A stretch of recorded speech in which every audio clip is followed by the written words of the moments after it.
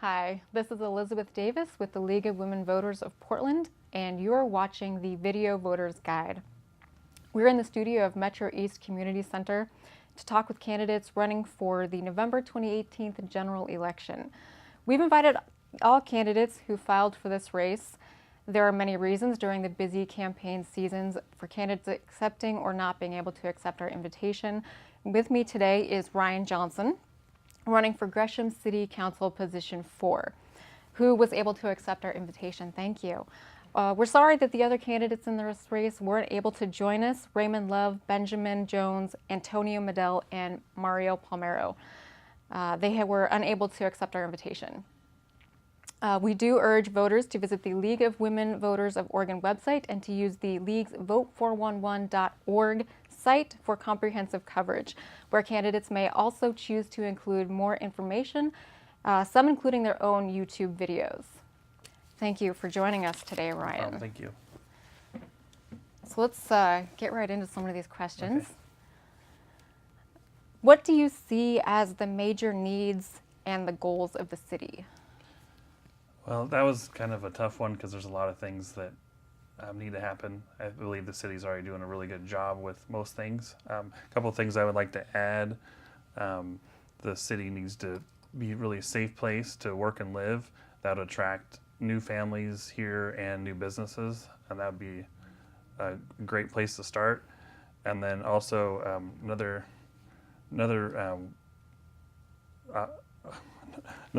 point would be to create jobs, different types of jobs, as far as entry level, skilled worker, and professional jobs, just so we have a kind of a range of different income levels and whatnot. I think they bring a lot to the city then.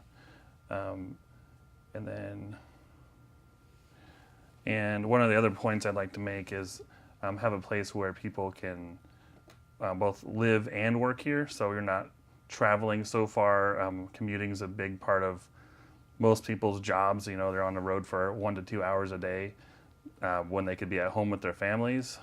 So I would like to have well-paying jobs in town here where people can both live and work, and try to keep the money circulated in this community to help benefit mostly everybody then. Mm-hmm. So. Next question. What ideas do you have to deal with a growing homeless population in need of social services? That is a hot topic for everybody. As we drive around town, we do see quite a bit of homeless people living on the streets. I feel that a lot of people that don't understand homelessness, they try to categorize everybody together. I feel that we should sit down and actually talk to individuals and see what their story is, what kind of issues they're having, if it's a drug abuse problem or financial hardship or any of those reasons. Some people, it's actually a lifestyle for them. People don't understand that. But I've had a family member that's the path that they chose, was to live like that for a while and travel and not work, and I didn't understand it. It's just not how I think, but that's how she was, and she's since then transitioned back into society, but she tried to explain it to me that that's just a lifestyle choice. So everybody has their own story, and then I would focus on the people that want to get off the streets, that actually need help and want help, versus trying to get people back into society that don't want it. Mm-hmm. So I'd start with that. Gresham does have a social worker they send out, and then they pretty much do the same thing. Maybe support them a little bit more. Maybe they need some more help because it's only one person and there's quite a few people out there. And they work with some other local businesses to try to get them transitioned into the workforce then, if that's what they want to do. So. All right. So the last question here is, what 3 things should your city do in the next 12 months to retain business/industry to make a positive contribution to our economy and civic environment?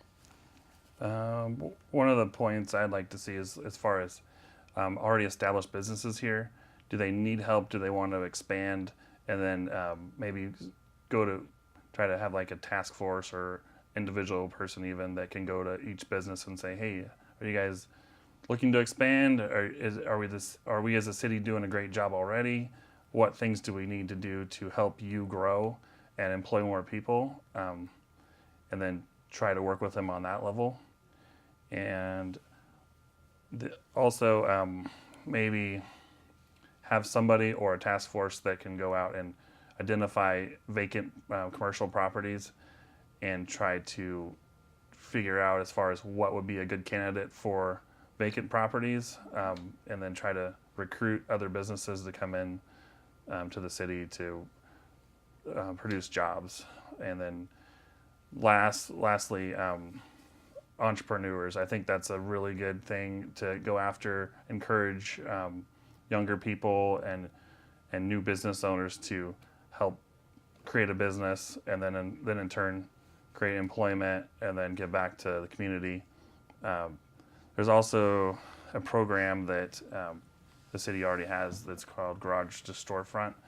So they have incentives to reduce SDC fees and permit fees and help people start businesses at a reduced cost. Mm-hmm. Well, so while we've got you here, is there anything else that you would like to share with us that you haven't had the opportunity to share yet? Not really. I mean, I just like to come alongside some other people that are I believe, are already doing a really good job, and their heart is in the right place as far as giving back to the community. It's not about you that's running for office. It's about what you can do for everybody else, because you're serving people, and I think sometimes it's a point that's missed. I'm not doing it for me. I'm doing it to try to give back. So this community's been really good for me. So. Sounds really great. All right, thank you.